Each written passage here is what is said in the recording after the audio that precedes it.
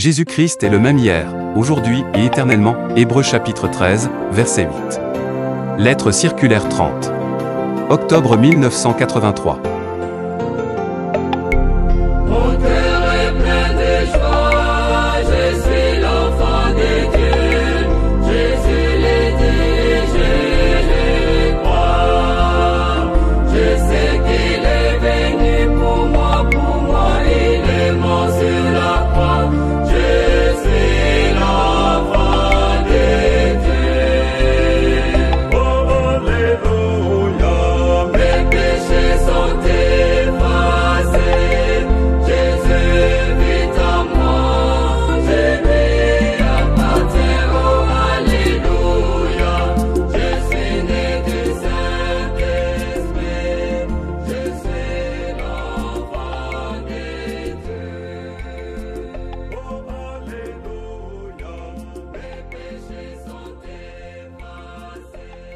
Appel au réveil. Car la parole de Dieu est vivante et efficace, plus tranchante qu'une épée quelconque à deux tranchants, pénétrante jusqu'à partager âme et esprit, jointure et moelle. Elle juge les sentiments et pensées du cœur. Nulle créature n'est cachée devant lui, mais tout est nu et découvert aux yeux de celui à qui nous devons rendre compte. Hébreux chapitre 4, versets 12 et 13. Depuis bien des années, nous pouvons écouter la pure parole de Dieu. En notre temps, tous les enseignements bibliques des voies de Dieu, comme aussi l'ensemble des prophéties concernant la dernière partie de l'histoire du salut, nous ont été annoncés. Ce n'est pas en parabole, contenant encore des mystères, que Dieu nous a parlé, mais bien au moyen d'une parole claire. Nous pouvons dire avec une pleine certitude qu'au travers du message de la fin, la parole originale de Dieu nous a été annoncée. Mais qu'a-t-elle produit en nous? Dans Matthieu chapitre 13 verset 51, le Maître demande à ses disciples, « Avez-vous compris toutes ces choses ?» « Oui, répondirent-ils. » Certainement qu'aujourd'hui nous répondrions la même chose. Cependant, avons-nous en réalité compris tout ce que le Seigneur a dit dans notre temps? Avons-nous reçu sa parole en nous? A-t-elle pénétré dans notre cœur? Nous sommes-nous laissés corriger et avons-nous mis toutes choses en ordre? Avons-nous renié tous nos enseignements antibibliques, ainsi que notre propre opinion, afin de donner raison à Dieu? La parole de Dieu a-t-elle pu accomplir en nous son action divine? Toutes choses sont-elles véritablement devenues claires pour nous? Pouvons-nous réellement devant Dieu et avec une bonne conscience répondre par un oui, et notre oui est-il en plein accord avec la réalité? Pourquoi donc l'Église est-elle encore dans une condition si déplorable? D'où viennent donc toutes ces différentes manières de voir, ces interprétations et tous ces malentendus? La parole de Dieu est plus tranchante qu'une épée quelconque à deux tranchants, et elle est pénétrante. Pourquoi n'en voyons-nous donc pas les répercussions? Il est impossible que cela puisse dépendre de la parole qui nous a été annoncée, mais la faute en est à ce que nous l'avons mélangée. C'est au sujet de ce mélange que frère Branham parle plus spécialement dans les deux prédications, la parole parlée et la semence originale. Les citations suivantes en lettres grasses sont tirées de ces prédications, que chaque lecteur devrait lire avec attention et dans la prière, afin de les prendre à cœur. À la page 119 de la prédication en anglais, il dit ceci, citation, « Je vais lire certaines choses maintenant, et je voudrais que vous écoutiez attentivement cela. C'est ce qui m'a été donné quand l'Esprit a dit, prends ta plume, » fin de citation. Visiblement frère Branham a reçu cet exposé par une inspiration directe, et par la révélation de l'Esprit. La leçon de ces deux prédications consiste en ce que, conformément à la loi divine, chaque semence produit selon son espèce, aussi bien dans les choses naturelles que spirituelles. Cela se rapporte aussi à la parole de Dieu qui est une semence, et qui porte en elle-même la vie divine. Citation, c'est ici que se trouve le secret, la parole et les sentiments de Christ se trouvent dans l'épouse pour connaître ce qu'il veut faire par sa parole, et elle le fait en son nom. Elle a le « ainsi dit le Seigneur », fin de citation. Avec le « ainsi dit le Seigneur », il ne faut pas penser que cela se rapporte à ce que disent les hommes, mais il s'agit bien au contraire de la parole de Dieu originale, laquelle doit être mise en nous en tant que semence originale. Jésus-Christ est la parole devenue chair, il est le grain de froment qui a été jeté en terre, et qui après sa mort est sorti à nouveau. Son Église, qui est son corps, passe par le même chemin qui, au travers de la mort, conduit à une nouvelle vie. Ainsi, de même que lui a été engendré par l'Esprit, nous devons de même être engendrés par l'Esprit. La proclamation des promesses de la parole est venue à la génération qu'elle engendra. La parole était la semence. Notre engendrement spirituel doit également devancer la proclamation des paroles promises, car l'Esprit ne peut produire une nouvelle vie qu'à partir de la parole seulement. Comme il en a été du Rédempteur, ainsi en sera-t-il des rachetés. Après avoir reçu l'appel pour sortir, nous sommes confrontés maintenant à la plus grande tâche de tous les temps, au véritable défi de cette heure, celui d'opposer un refus total à tout ce qui ne vient pas de Dieu, de sa parole, de son esprit, afin que Dieu puisse se servir de nous pour faire quelque chose. Avant que les promesses ne deviennent réalité, nous devons premièrement remplir les conditions posées par Dieu. Nous ne pouvons pas vivre plus longtemps dans un monde fait d'apparences religieuses et de faux-semblants, et nous abandonner aux rêves quant à certaines choses que Dieu devrait faire dans l'avenir. Mais au contraire, nous devons nous réveiller et être conscients de la situation sérieuse dans laquelle nous nous trouvons, et supplier Dieu de nous venir en aide. Aucune des bénédictions et des expériences que nous avons vécues dans le passé ne doit être désavouée, et c'est plein de reconnaissance que nous regardons vers les années passées. Car nous reconnaissons que Dieu s'est donné beaucoup de peine avec nous. Cependant maintenant, la chose importante est celle-ci, que les véritables enfants de Dieu naissent. La semence divine produira selon son espèce. En ce qui concerne le passé, la parole d'Ésaïe chapitre 26, versets 17 et 18 le décrit très bien, comme une femme enceinte, sur le point d'accoucher, se tord et crie au milieu des douleurs. Ainsi avons-nous été, loin de ta face, ô Éternel. Nous avons conçu, nous avons éprouvé des douleurs, et, quand nous enfantons, ce n'est que du vent, le pays n'est pas sauvé. Combien souvent n'avons-nous pas eu de puissantes réunions et heures de prière dans lesquelles nous avons lutté, ressenti les douleurs dans nos âmes, et dans lesquelles nous avons pensé, maintenant, quelque chose de nouveau est né. Cependant, comme nous avons pu le constater, tout est demeuré comme auparavant. Le Seigneur avait ainsi disposé les choses. Le peuple de Dieu devait reconnaître que les véritables enfants de Dieu ne peuvent naître qu'après que la pure semence ait été déposée dans le corps de l'Église. Citation, « Je désire graver ceci en vous. La semence de Christ doit venir au travers de son corps, pas au travers d'une dénomination, mais elle doit venir au travers d'une semence de la parole née de nouveau. Vous rappelez-vous encore ce qu'elle est? C'est la semence de Christ. Comment ma semence vient-elle? Au travers du corps. Comment la semence d'un pommier vient-elle? Au travers du corps. La semence vient au travers du corps, et l'Église est le corps de Christ. Est-ce exact? L'Église biblique. Cette naissance produit, c'est la nouvelle naissance, lui-même dans le corps, fin de citation. Nous devons faire ressortir énergiquement et insister sur ces pensées. C'est au travers du corps, de l'Église, que maintenant le plan de salut de Dieu est amené à son terme. Tout aussi certainement qu'il y avait là quelqu'un de zélé pour penser à apporter la pure semence de la parole au corps, tout aussi certainement faut-il qu'il y ait quelqu'un de zélé pour penser à ce que la pure semence de la parole parvienne à être semée. En son temps, frère Branham, selon la tâche divine qu'il avait reçue, a publié le message principalement à Jeffersonville et aux États-Unis. Lors de ses voyages missionnaires dans les autres pays, il a tenu des réunions où le message évangélique prédominait. Ce n'est qu'après qu'il soit parti pour la patrie céleste que le dernier message, la parole de Dieu, a été portée dans le monde entier. L'appel au réveil est publié. Maintenant nous nous trouvons devant le grand tournant. La semence non mélangée sera semée dans le monde entier avant que la pluie de l'arrière-saison ne tombe, et que la récolte ne soit engrangée. N'oublions jamais que la pluie ne peut faire pousser que ce qui a été semé. Nous avons maintenant la semence non falsifiée, la semence éternelle de la parole. L'Esprit tombera et rendra réelle la parole en chacun de ceux qui la portent en eux. La parole de l'Écriture, vous avez été régénérés, non par une semence corruptible, mais par une semence incorruptible, par la parole vivante et permanente de Dieu, 1 Pierre chapitre 1, verset 23, sera confirmée comme étant la vérité. La vie nouvelle ne résulte pas de discussion sur les Écritures ou sur le message, mais elle vient là où se trouve la pure semence de la parole dans un cœur purifié. Il est écrit dans Jacques chapitre 1 verset 18, « Il nous a engendrés selon sa volonté, par la parole de vérité, afin que nous soyons en quelque sorte les prémices de ses créatures. » Citation, « Le Saint-Esprit arrosera cette semence et la fera pousser. Il est l'eau pour la semence. » Fin de citation. Maintenant, ceux qui ont été appelés à sortir comprennent de quoi il s'agit. Ils ne discutent plus selon la chair et le sang, mais au contraire ils obéissent à Dieu. Ils croient les paroles du Seigneur et sont prêts à recevoir la semence de la parole dans sa totalité. Citation, « Si vous voulez avoir une église, commencez avec la parole de Dieu. Si vous voulez avoir la vie de Dieu, commencez avec la parole de Dieu. Prenez la parole de Dieu dans sa plénitude, et cela dans toute sa mesure. Alors, lorsque la plénitude de Dieu est en vous, et que la pluie tombera, celle-ci fera sortir exactement ce qui est dans votre jardin. » Fin de citation. L'ensemencement est accompagné de la première pluie. La pluie de l'arrière-saison ne tombe qu'avant la récolte.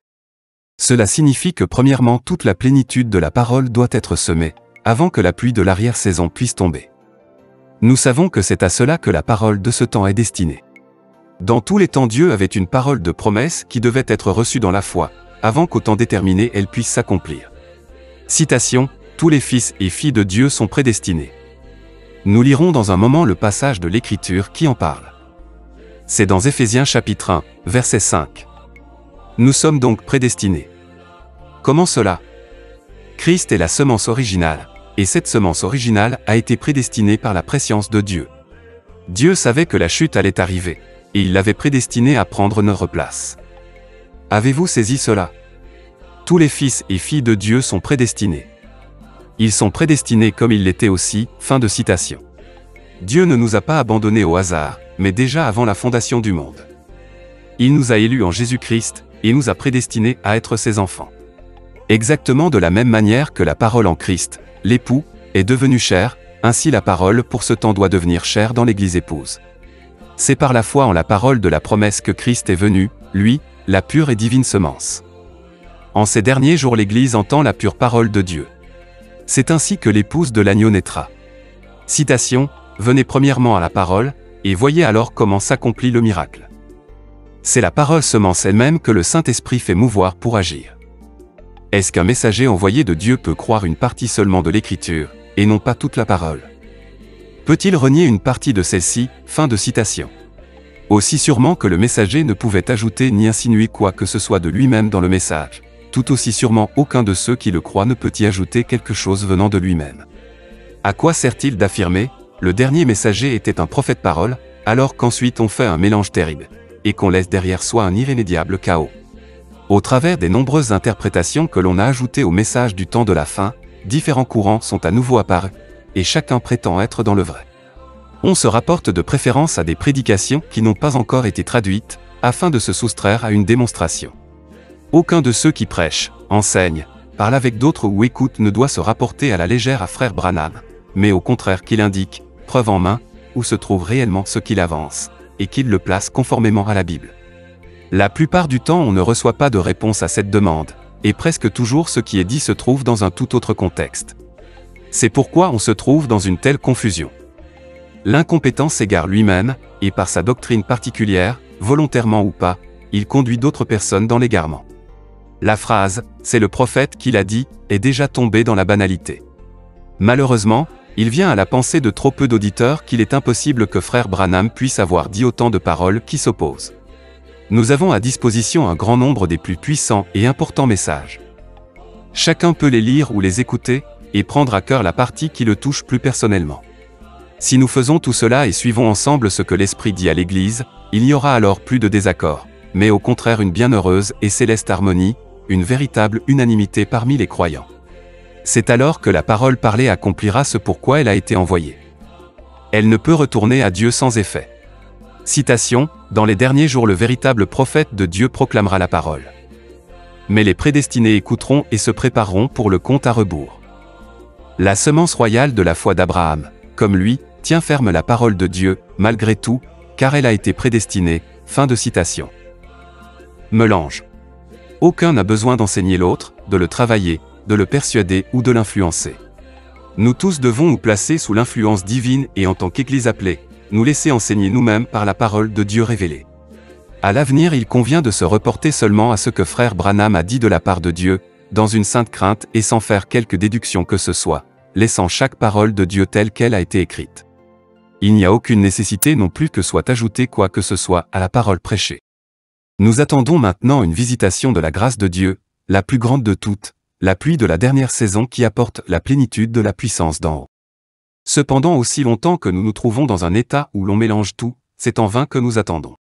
Qu'est-ce que la parole peut bien avoir à faire avec les interprétations? N'avons-nous toujours pas compris ce qu'a occasionné la première interprétation dans le Jardin d'Éden? N'est-ce pas la mort qu'elle a occasionnée? Des hommes comme Caïn, de même que la mort spirituelle, apparaissent partout où le mélange de la parole est introduit. C'est dans un tel état que se trouvait Israël lorsque le Seigneur Jésus était sur la terre. Il se référait aussi à la parole de Dieu, mais il y avait longtemps qu'il lui avait enlevé sa force pour enseigner et publier des commandements d'hommes. C'est ainsi qu'il était tombé exactement comme Ève dans la ruse du diable, le serpent ancien. Vu de l'extérieur, Caïn et sa semence étaient très pieux. Lui aussi avait bâti un autel, et c'est volontairement qu'il avait apporté un sacrifice. Les Israélites du temps de Jésus constituaient également un peuple d'un pieux mélange. Le Seigneur les a appelés « race de serpents » et « race de vipères ». Bien que du point de vue terrestre ils fussent la postérité d'Abraham, Jésus leur dit par rapport à leur état spirituel, « Vous êtes de votre père, le diable ». C'est en eux que se réalisait la parole d'Osée chapitre 5, verset 7, « Ils ont été infidèles à l'Éternel, car ils ont engendré des enfants illégitimes. » Personne ne peut penser orgueilleusement en lui-même, « Je n'ai rien à faire avec cela ». Nous devons tous reconnaître que chacun a en lui-même ses propres pensées et convictions qu'il a mélangées toujours à nouveau avec la parole révélée. Nous venons tous de quelque église instituée ou communauté libre dans laquelle la parole de Dieu a été prêchée en la mélangeant avec des interprétations et des paroles traditionnelles. C'est pourquoi nous étions tout d'abord le fruit de cette prédication mélangée. Nous avons fait la même expérience que ceux qui ne sont pas ensuite sortis avec nous. Il est clair qu'auparavant nous ne pouvions pas devenir un pur produit divin parce que la pure semence parole dans son ensemble n'avait pas encore été semée. La même faute que dans les réveils précédents a été commise, on a pris des choses anciennes, on leur a seulement ajouté de nouvelles choses et l'on a mélangé vigoureusement tout cela. Malheureusement l'ennemi a trouvé le moyen de s'y glisser et d'occasionner ainsi un chaos. En aucun temps comme aux temps actuels n'ont été promulguées autant de doctrines et d'interprétations pernicieuses. En aucun autre temps la parole de Dieu n'a été foulée aux pieds comme elle l'est aujourd'hui. Cependant tout cela se fait sous la réputation de la connaissance et de révélation particulière qu'on aurait reçue pour l'épouse. Partout il y a du mélange. La parole de Dieu et les paroles prononcées par frère Branham sont mélangées avec des opinions personnelles selon le bon plaisir de chacun, et l'on appelle tout cela le message. Dans quelle détresse sont tombées beaucoup de personnes à cause de révélations, de rêves, de visions, de prophéties et de voix qu'ils ont entendues. Qui pourrait encore aujourd'hui mettre sa main au feu en faveur de quelqu'un? Qui peut encore soutenir l'épreuve de sa doctrine face à la parole de Dieu? N'avons-nous pas tout fait à cet égard des expériences amères et aussi assisté à celles des autres? Il ne suffit pas de savoir ce qui se trouve dans la Bible, ou ce que frère Branham a enseigné. Il s'agit maintenant de croire chaque parole. Ce n'est que lorsque l'ordre biblique règne dans l'Église du Seigneur que tout désordre prend fin. Chacun de ceux qui veulent être conduits par l'Esprit de Dieu doit être en accord avec la parole de Dieu. Désormais personne n'a plus le droit de charger les autres avec des révélations, des visions ou des voix qu'il a bien voulu entendre, mais au contraire que chacun de ceux qui pensent avoir reçu quelque chose du Seigneur vienne auprès des frères responsables pour chercher ensemble la face du Seigneur dans la prière, et recevoir la clarté nécessaire pour discerner si cela vient réellement du Seigneur. La mesure du mélange et de la confusion spirituelle est comble, elle est prête à déborder. Maintenant arrive ce que le Seigneur dit dans Jérémie chapitre 23, verset 32, « Voici, dit l'Éternel, j'en veux à ceux qui prophétisent des songes faux, qui les racontent, et qui égarent mon peuple par leurs mensonges et par leur témérité.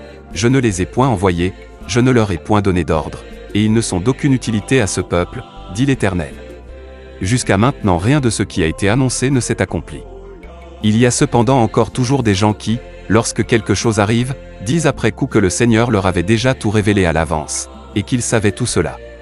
Devant de telles affirmations, bien des enfants de Dieu sincères s'étaient souvent demandé pourquoi les autres avaient toujours reçu quelque chose, et eux-mêmes rien du tout. Si, désormais, ne parlaient que ceux auxquels le Seigneur a réellement parlé, ceux seulement qui ont réellement reçu quelque chose, alors régnera un silence de mort, le silence le plus total. Celui qui marche dans la foi n'attend rien du hasard, il ne dit pas en lui-même, si quelqu'un dit ceci et cela, ou s'il fait ceci et cela, si quelqu'un vient et se comporte de telle ou telle manière, si ceci ou cela a lieu, alors je vois cela comme un signe, et la preuve que c'est la voix de Dieu. Cela, c'est de la superstition. Ce sont de telles directives que donnent les 10 heures de bonne aventure. Il faut mettre fin à toutes ces manœuvres trompeuses de la puissance de Satan. De même qu'Abraham avait la parole de la promesse divine, et qu'il sortit dans la foi, ainsi en est-il jusqu'aujourd'hui de la postérité d'Abraham. Finissons avec toutes ces interprétations de signes. La marche d'un enfant de Dieu dans la foi ne dépend pas de telle ou telle circonstance, mais elle se trouve dans la main de Dieu, lequel nous a destinés à la vie éternelle. Influence. Beaucoup sont persuadés qu'ils sont conduits par l'Esprit de Dieu, mais en considérant leur vie de plus près on peut constater qu'ils sont dominés par des esprits, que leurs sens sont dérangés et que partout où ils vont ils occasionnent du malheur. Leurs paroles peuvent être très pieuses, mais leurs fruits rendent témoignage de l'influence sous laquelle ils se trouvent. Lorsqu'Ève écouta Satan, elle se livra à son influence. Lorsqu'Adam écouta Ève, il tomba sous son influence, et par cela sous l'influence de Satan. C'est exactement dans la même situation que se trouvent tous ceux qui croient une interprétation de la parole originale, c'est-à-dire sous une fausse influence. Ils pensent pouvoir manger de l'arbre de la connaissance sans être touchés par la mort. Cela ne marche pas. Toute interprétation particulière de la parole a le poison du serpent ancien en elle-même. C'est la raison du sérieux avertissement de 2 Pierre chapitre 1 verset 20, disant qu'aucune prophétie de l'Écriture ne peut être l'objet d'interprétation particulière. Tous les prophètes envoyés par Dieu se trouvaient sous l'influence divine, parce que la parole de Dieu était venue à eux. Celui qui croit la parole telle qu'ils l'ont apportée se trouve sous la même inspiration du Saint-Esprit. Moïse avait reçu une commission divine, il était envoyé de Dieu. C'est pour cela qu'il se trouvait sous l'inspiration juste et qu'il fut conduit par l'Esprit de Dieu. Aussi longtemps que le peuple l'écoutait et croyait ses paroles, il se trouvait sous la même influence divine que Moïse. Sous quelle influence se tenaient donc Coré, Dathan, Abiram et les 250 qui, après s'être soulevés contre Moïse, présentaient le parfum devant le Seigneur. Tous ceux qui les écoutèrent tombèrent sous la même influence diabolique et se précipitèrent avec eux dans la perdition. Dieu ne change ni sa parole, ni sa manière de faire. Maintenant, chacun doit se poser la question de savoir sous quelle influence il se trouve. Dans tout ce que nous faisons, nous trouvons-nous dans le strict domaine de la parole de Dieu? Quels étaient ceux que devait écouter le peuple de Dieu? Ceux que le Seigneur leur avait envoyés. Dans l'Église du Nouveau Testament, il a établi des ministères afin que les saints soient préparés. Éphésiens chapitre 4, verset 11. À aucun autre endroit il est parlé que des femmes auraient été établies comme apôtresses, prophétesses, évangélistesses, pastoresses et doctoresses. Au contraire, Paul, par le commandement du Seigneur, leur a indiqué la place qui leur appartenait. Pourrions-nous imaginer qu'il soit écrit dans la Bible, « Avez-vous entendu ce que Madame Abraham, ou Madame Moïse, a déclaré? Avez-vous entendu ce que Madame Pierre, ou Madame Jacques, a dit? Oh, vous devriez entendre ce que Madame Branham a à dire, ou sœur un-tel. Elle est certainement une prophétesse. Cela nous serait inimaginable. Cependant nous sommes aujourd'hui coupables de ces mêmes choses, exactement, sans en avoir saisi la portée. Dans Tite 2 et dans d'autres passages bibliques, il est indiqué aux femmes croyantes quelle est leur place d'honneur, avec cette remarque, verset 5, afin que la parole de Dieu ne soit pas blasphémée. Pourquoi est-elle aujourd'hui blasphémée? Parce que chacun discourt en philosophant à sa manière. Nous savons toujours dire ce que les autres devraient faire, mais nous ne pensons pas à occuper la place qui est la nôtre. Ainsi parle le Seigneur au travers d'Ésaïe chapitre 3 verset 12, « Mon peuple a pour oppresseur des enfants, et les femmes dominent sur lui. Mon peuple, ceux qui te conduisent t'égarent, et ils corrompent la voie dans laquelle tu marches. » Par l'Esprit le prophète Ézéchiel a reconnu de quelle manière cette domination était exercée. Dans Ézéchiel chapitre 13, verset 17 le Seigneur lui commande, « Et toi, fils de l'homme, porte tes regards sur les filles de ton peuple qui prophétisent selon leur propre cœur, et prophétise contre elles. Tu diras, ainsi parle le Seigneur, l'Éternel, malheur à celles qui fabriquent des coussinets pour toutes les essais et qui font des voiles pour la tête des gens de toute taille, afin de surprendre les âmes. Quoi qu'elle arrange convient à chaque situation, que cela arrive d'une manière ou d'une autre. Mais ce n'est jamais en accord avec la parole de Dieu. Celui qui écoute réellement le prophète envoyé de Dieu, et qui a reconnu son ministère, celui-là se retirera aussitôt de toute influence étrangère. Je m'humilie devant le Dieu Tout-Puissant, parce que moi aussi j'ai manqué, et que par manque de connaissance j'ai agi selon la manière coutumière. Combien souvent le Seigneur a parlé d'une manière puissante au travers des prédications de frère Branham que nous avons traduites, mais sitôt après nous avons attendu que le Seigneur nous parle, sans comprendre qu'au travers des prédications le Seigneur nous avait déjà parlé. Au lieu d'accorder la première place au message divin, et d'écouter ce que l'Esprit avait à dire à l'Église au travers de la parole, nous attendions que quelque chose vienne encore s'y ajouter. Ensuite des résultats ravageurs qui suivirent, nous avons été contraints de respecter l'ordre biblique dans l'Église, et de reconnaître le juste usage des dons de l'Esprit comme il est exposé dans la prédication, ordre de l'Église. Nous ne vivons pas à n'importe quel moment des presque 2000 ans de l'Église de la Nouvelle Alliance, mais bien dans la dernière période prophétique. C'est pourquoi les critères prophétiques de la parole doivent être appliqués. Dans Michée chapitre 7, verset 5 le Seigneur dit, « Ne crois pas à un ami, ne te fie pas à un intime, devant celle qui repose sur ton sein garde les portes de ta bouche. Car le fils outrage le père, la fille se soulève contre sa mère. Où donc demeure encore le commandement, honore ton père et ta mère. Nous avons honoré notre père, et parce que Dieu l'a dit à l'avance, nous sommes méprisés par nos propres fils, afin que l'écriture soit accomplie et que Dieu soit justifié. Nous ne devrions pas nous étonner de cela, mais au contraire reconnaître le temps auquel nous sommes parvenus. Nous n'avons pas toujours affaire avec des amis et des confidents, mais aussi avec des personnes perfides, qui il est vrai parlent aimablement, mais qui dans leur cœur nous préparent un piège. Combien souvent n'est-il pas dit, tu peux te confier à moi? Et qu'arrive-t-il lorsque l'amitié est terminée? Tout est exploité de façon éhontée. N'est-il pas grand temps que nos yeux s'ouvrent sur le jeu trompeur de l'ennemi? Il est écrit de notre Sauveur, mais Jésus ne se fiait point à eux, parce qu'il les connaissait tous. Il voyait au travers des hommes. Et nous aussi devons reconnaître que c'est à un seul que nous pouvons tout dire, en qui nous pouvons seulement nous confier, car lui seul est notre fidèle souverain sacrificateur, qui nous comprend en toutes choses. Hébreux chapitre 2, verset 17. C'est lui qui, dans les jours de sa chair, ayant présenté avec de grands cris et avec larmes des prières et des supplications à celui qui pouvait le sauver de la mort, et ayant été exaucé à cause de sa piété. Hébreux chapitre 5, verset 7. Désormais nous ne nous abandonnerons plus entre les mains des hommes, mais au contraire dans les seules mains de Dieu, car nous avons reconnu les intentions meurtrières de Satan. L'épouse aura uniquement la pure parole et la pure action de l'esprit, et elle ne s'ouvrira plus à aucune influence étrangère. Doctrine pernicieuse. Lorsque récemment fut apportée au travers du pays la doctrine de la parousie, et que l'on prétendit que le Seigneur Jésus était venu sur la terre en 1963, nous avons pu constater que cette doctrine ne s'accorde ni avec le message, ni avec la Bible. Le mot grec « parousie » désigne la venue de Christ pour le jugement dernier, c'est-à-dire à la fin de l'histoire du monde. Cela aura lieu après le règne de 1000 ans. Le retour du Seigneur pour chercher son Église épouse s'accomplira de la manière qu'en témoignent beaucoup de passages bibliques. Ce Jésus, qui a été enlevé du ciel du milieu de vous, viendra de la même manière que vous l'avez vu allant au ciel, Actes chapitre 1, verset 11. Jésus, qui a été crucifié, et qui est ressuscité, est monté au ciel, et depuis Pentecôte il se révèle par l'Esprit. Il est apparu à Saul, et aussi à frère Branham, dans la colonne de feu. Cependant cela, ce sont des révélations du Seigneur et non pas son retour. Celui qui croit qu'avec l'ouverture des sceaux Christ est descendu et qu'il se trouve maintenant sur la terre est possédé par des esprits séducteurs. Frère Branham a exclusivement prêché le retour de Christ conformément à ce qui est écrit dans la Bible. Et la théorie que depuis 1963 le temps de grâce serait terminé, et que la demi-heure de silence aurait commencé, est une affirmation parfaitement insensée. C'est une folle entreprise d'évaluer la demi-heure à 20 ans, et de prétendre que de 1963 à l'année 1983 ou 1984 tout sera terminé. Avec l'épée de l'Esprit, la parole éternelle de Dieu, cette folie doit être mise en pièces. Comme je l'ai fait au commencement des années 70, lorsque certains avaient fixé la date de 1973, et au milieu des années 70, lorsque l'année 1977 était considérée comme définitive, j'ai démontré qu'elles viendront et passeront. De même aujourd'hui j'affirme que les années 1983 et 1984 passeront sans que s'accomplisse ce que certains attendent. Je suis pleinement conscient de la portée de cette déclaration, et c'est pourquoi je m'attends à être exposé à toutes sortes de critiques. Jamais Dieu n'a permis que même un seul homme puisse avoir raison dans ses calculs. Qui donc a été chargé d'entreprendre ces calculs?